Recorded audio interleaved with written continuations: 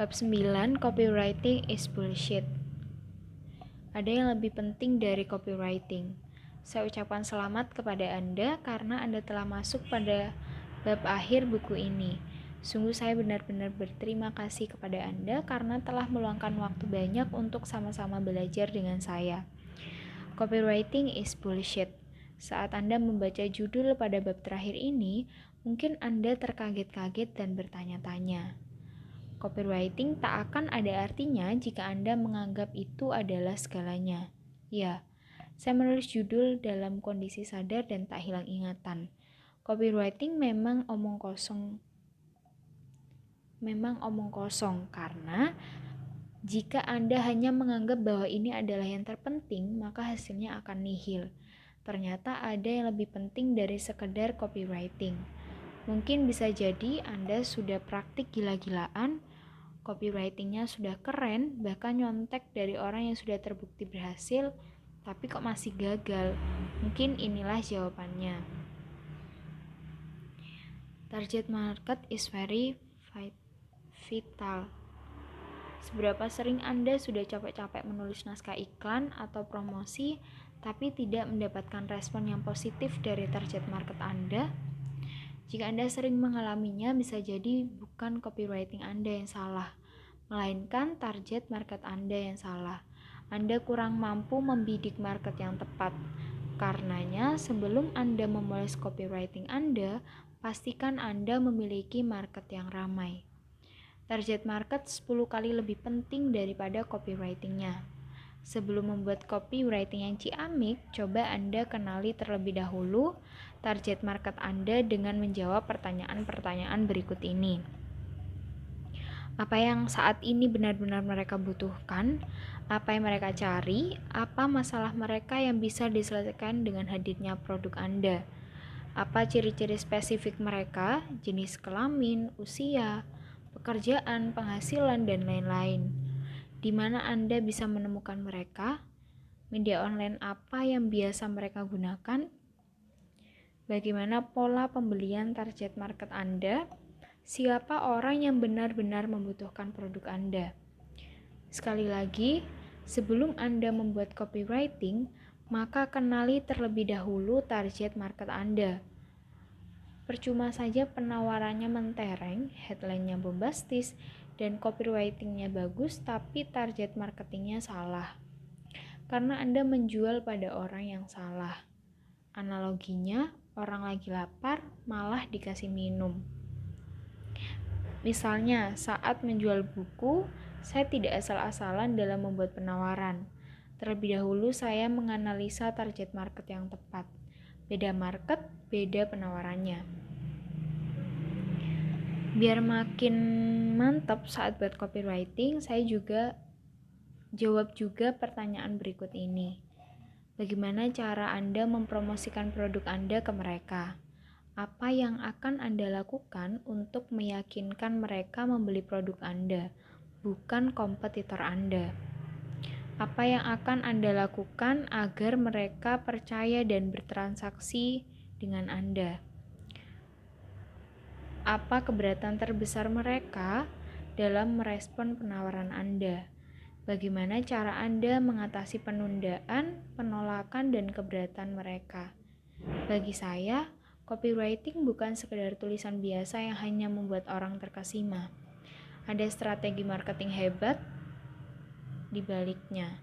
Copywriting yang bagus adalah yang menghasilkan. Salah target, omset melesat. Salah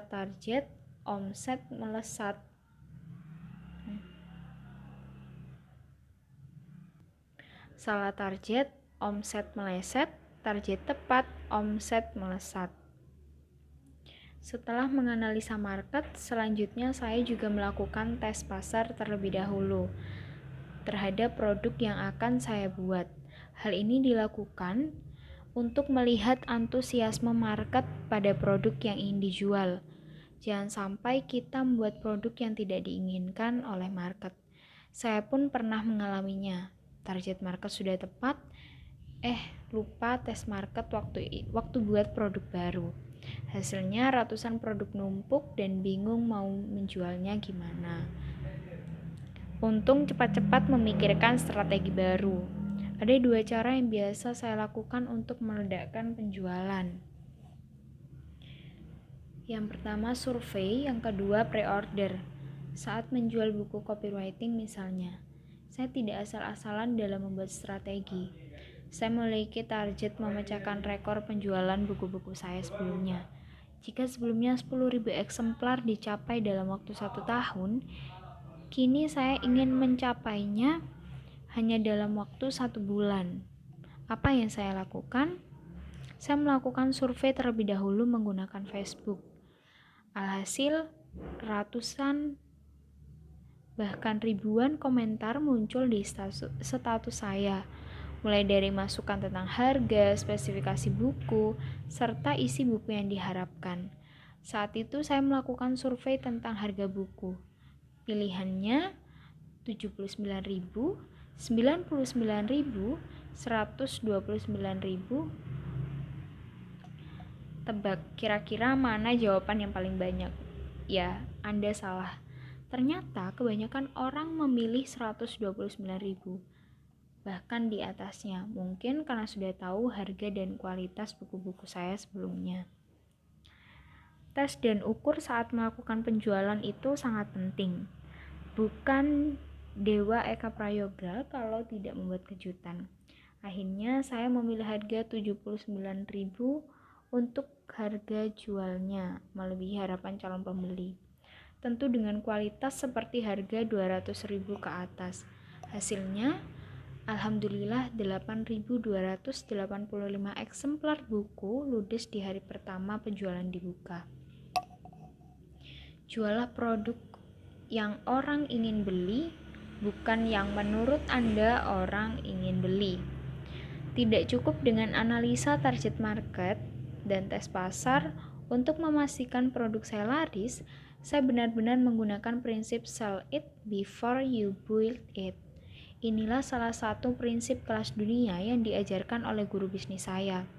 Orang menyebutnya dengan istilah pre-order. Ilmu ini sudah tidak asing di dunia properti, di mana para developer membuat gambar desainnya terlebih dahulu lalu dijual. Setelah pembeli memberi uang muka, baru rumahnya dibuat. Hal ini pula yang saya lakukan saat menjual produk pada bisnis-bisnis saya. Hasilnya produk laris sebelum di-launching. Selain di bisnis penerbitan buku, prinsip ini juga saya gunakan saat membuka bisnis clothing, yaitu @kaos miliarder. Cukup sekali posting, lebih dari 100 kaos terjual dalam waktu 3 hari, bahkan sampai tembus ke Hong Kong. Bahkan, Anda bisa cek sendiri, saat ini perusahaan kelas dunia seperti Samsung pun membuka pre-order untuk menjual produk gadget terbarunya. Lebih gilanya lagi, saat saya naik pesawat Air Asia beberapa waktu lalu, makan di pesawat pun bisa dipesan dengan cara pre-order. Tinggal tantangannya adalah bagaimana membuat market mau beli produk Anda saat pre-order, bukan saat ready stock. Inilah yang biasa dilakukan oleh banyak penjual termasuk saya. Bikin harga lebih murah, kasih bonus lebih banyak, beri servis lebih baik, dan hanya dijual saat pre-order. Bagaimana? Apakah Anda sudah terbayang untuk membuat penawaran untuk melariskan produk Anda? Bahkan laris sebelum launching. Ayo pikirkan, renungkan, rencanakan, jalankan. Yang terakhir, lariskan. Penawaran yang tepat. Saat saya berjualan, entah langsung maupun tidak langsung, saya selalu mempersiapkan segala sesuatunya dengan matang. Salah satu hal terpenting yang tak boleh terlewatkan adalah menyusun strategi promosi yang tepat sasaran. Saya benar-benar menggunakan bahasa promosi sesuai karakter target market yang sedang saya prospek. Dalam hal ini, saya biasanya memetakan berdasarkan karakter DISC. Tentu Anda yang sudah baca buku 30 hari jago jualan pasti tahu hal ini. Belum punya bukunya? Segera pesan ke billionairesstore.co.id. Gunakan bahasa target market Anda saat berjualan dan promosi. Setelah Anda tahu siapa market ideal Anda, maka Anda harus menggunakan bahasa mereka dan mempromosikan produk Anda. Berikut adalah penjelasannya. Karakter D. Berilah penekanan pada kecepatan mereka dalam respon, eksklusivitas, now or never, keterbatasan, keterdesakan. Karakter I. Berilah penekanan pada kesempatan menarik, testimoni pelanggan, endorsement tokoh, diskon, bonus, dan gratis, cerita-cerita menarik menyentuh hati atau lucu. Karakter S. Berilah penekanan pada kenyamanan, kemudahan, perbandingan, empati, garansi, jaminan. Karakter C. Berilah penekanan pada kenapa Anda harus beli, apa keuntungan yang Anda dapatkan, harga coret, jumlah uang yang dihemat, kualitas, data, dan fakta. Bagaimana jika Anda sulit mengenali karakter market yang dimiliki? Oleh karenanya, Anda bisa mencampurkan bahasa-bahasa di atas dalam sales letter atau copywriting yang Anda gunakan. Pastikan dalam penawaran Anda terdapat kata-kata yang sesuai dengan semua karakter DISC. Ubah gaya bahasa Anda agar omset jadi luar biasa.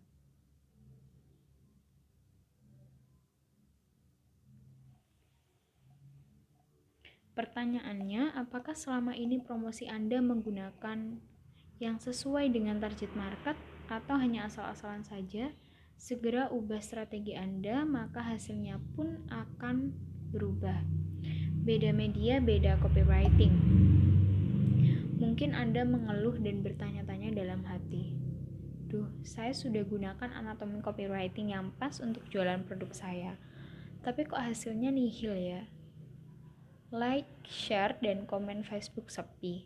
Retweet dan mention Twitter kosong. Broadcast BlackBerry nggak ada yang respon. Blast email malah banyak yang unsubscribe. Closing penjualan nihil. Mungkin itulah yang Anda keluhkan ketika harapan tidak sesuai dengan kenyataan. Inilah yang sering dilupakan oleh banyak pengusaha ketika membuat copywriting. Mereka menggunakan copywriting yang sama, padahal media promosinya berbeda. Ibarat senjata dan amunisi, berbeda senjata, berbeda pula amunisinya. Gunakan copywriting sesuai dengan media yang Anda gunakan. Timing. Poin selanjutnya yang perlu Anda perhatikan adalah timing saat promosi. Sebenarnya ini rahasia dapur saya. Demi membantu meledakkan penjualan Anda, saya terpaksa membongkarnya. Saya pernah ngobrol dengan teman yang fokus di bagian produk kreator. Produknya lumayan banyak, isinya pun keren-keren. Iseng-iseng saya bertanya soal angka penjualannya. Ternyata nggak terlalu gede-gede amat. Saya kira rame di Facebook. Itu penjualannya. Sampai angka ribuan bahkan puluhan ribu. Ternyata cuma ratusan bahkan puluhan. Begini, momen paling tepat untuk meledakkan penjualan itu adalah pas launching. Saya pun merasakan hal ini. Produk buku misalnya, 5 dari 7 buku yang saya tulis, penjualan pas launching minimal 2000 sales. Ini sudah terpola, sudah saya alami selama 5 kali, bukan cuma 1 kali. Bahkan buku yang sedang Anda baca ini menghasilkan 10.000 sales lebih saat launching. Coba perhatikan kurva dalam gambar. Pertama, kurva penjualan akan cenderung turun dari puncak ke bawah lalu ke puncak lagi. Berada di puncak awal ketika Anda mempromosikan bahwa produk Anda telah di-launching. Setelah itu, jika push to action Anda tidak cukup kuat dan penawarannya lemah, orang akan menunda-nunda melakukan pembelian. Hingga pada akhirnya penjualan di hari esok dan seterusnya akan menurun. Kapan penjualan akan naik lagi? Ketika Anda memberitahukan bahwa promo yang Anda tawarkan saat launching akan segera berakhir. Disitulah penjualan akan kembali ke puncaknya. Kedua, perhatikan garis merah sebelah kiri. Jika Anda ingin benar-benar meledakkan penjualan Anda, diperlukan tahapan persiapan yang maksimal. Inilah yang disebut dengan tahap pra-launching. Apa yang Anda lakukan? Anda melakukan isu marketing. Buat market Anda penasaran dengan apa yang Anda launching nanti, dan lakukan pre-order. Tujuannya tiada lain adalah membuat orang lain aware dengan produk Anda, tertarik, teredukasi mengenai pentingnya produk tersebut, hingga membeli produk Anda saat launching nanti. Di bagian tahapan pre-launching, Anda buat time schedule agar persiapan Anda benar-benar matang, sehingga pada saat launching produk nanti, Anda mendapatkan animo yang besar dan penjualan yang maksimal. Tak hanya saat launching produk baru, jika Anda melihat saya dalam berpromosi, entah itu produk maupun jasa, saya selalu mencari timing yang tepat. Perhatikan saat saya mau membuka pre-order buku Easy Copywriting yang sedang Anda baca ini. Saya 2 kali mengundur waktu. Kenapa? Saya benar-benar mempersiapkan segala sesuatunya dengan matang. Ini rahasia saya dalam meledakkan penjualan. Saya tahu penjualan akan mengalami puncaknya saat di awal dan di akhir. Di pertengahan, angka penjualan saya akan biasa-biasa saja. Karenanya, saya harus memastikan timingnya benar-benar pas. Bagaimana caranya? 1. Lihat market Anda apakah sedang punya uang. Yang kedua, apakah mereka sudah tahu bahwa Anda akan menjual produk tersebut? Yang ketiga, apakah sudah terjalin kedekatan antara mereka dengan Anda? Yang keempat, apakah kompetitor-kompetitor Anda sedang menjual produk yang sama? Yang kelima, momen apa yang tepat untuk dijadikan bahan cerita? Perhatikan saat saya menjual seluruh buku saya pada tanggal 24 April 2015. Dalam sehari, saya mampu meraup omset 158 juta rupiah. Kok bisa? Saya benar-benar mempersiapkannya dengan matang. Timing yang tepat, itu kuncinya. Desain promosi. Sebagian dari Anda mungkin menganggap desain yang menarik itu tidak penting, namun sebagian lagi menganggap bahwa desain adalah yang terpenting. Lalu mana yang benar? Secara disadari atau tidak, tampilan visual bisa mempengaruhi perilaku kita. Tampilan visual itu membujuk. Ini adalah proses halus yang umumnya tidak kita sadari. Sebagai penjual online, tentu kekuatan tampilan visual tidak bisa disepelekan. Data menunjukkan 93% orang memutuskan belanja online terpengaruh oleh tampilan visual.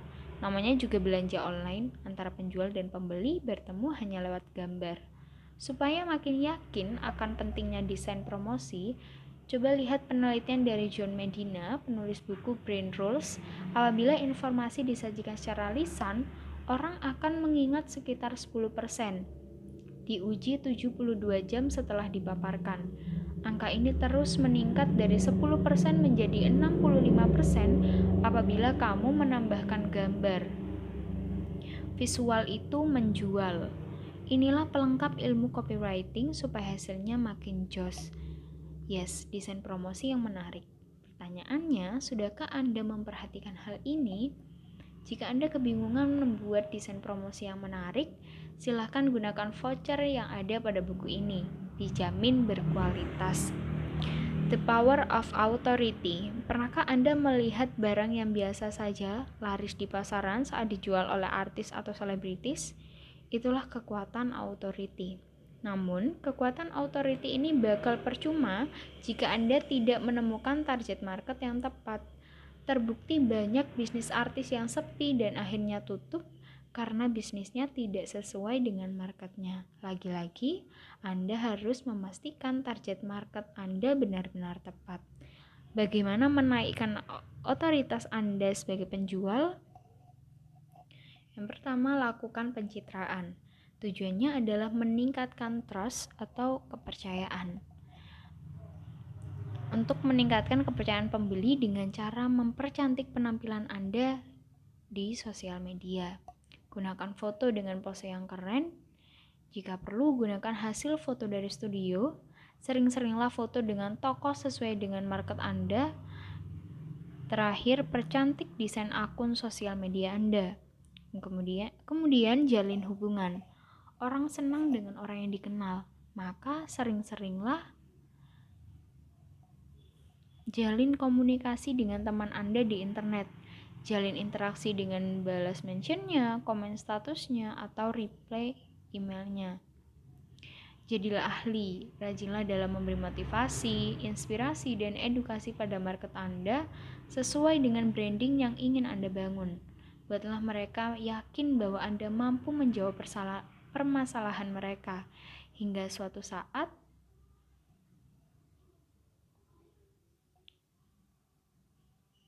kalau masalah jualan, jagonya si A bicara tentang fashion, ahlinya si B, pakarnya herbal ya si C. Endorsement. Makin kuatkan personal image Anda dengan minta endorsement dari tokoh-tokoh serta testimoni dari orang-orang yang merasakan perubahan dari hasil edukasi Anda.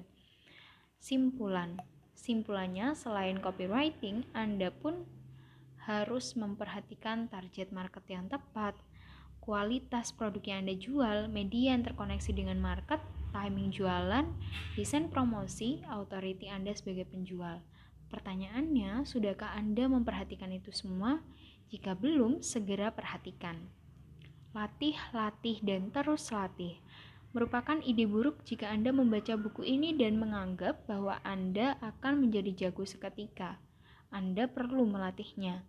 Segera setelah Anda membaca buku ini, saya menantang Anda untuk melakukan aktivitas yang akan mendukung Anda agar semakin jago dalam membuat copywriting.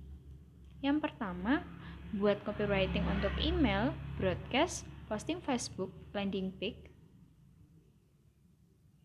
cold tweet Twitter, artikel, brosur. Yang kedua, lakukan setiap hari selama 40 hari berturut-turut. Yang ketiga, tes dan ukur berdasarkan respon dan hasil penjualan. Semua sudah saya berikan, tinggal Anda praktekkan. Jangan berharap keadaan Anda berubah jika Anda tidak berubah. Copywriting itu penting, bikin uang masuk rekening tanpa perlu pusing-pusing. Ini adalah bab akhir dari buku ini, tapi ini adalah awal dari perubahan Anda. Tepatnya, konversi penjualan dalam bisnis Anda. Saya tunggu kabar baik peningkatan omset bisnis Anda dengan ilmu copywriting.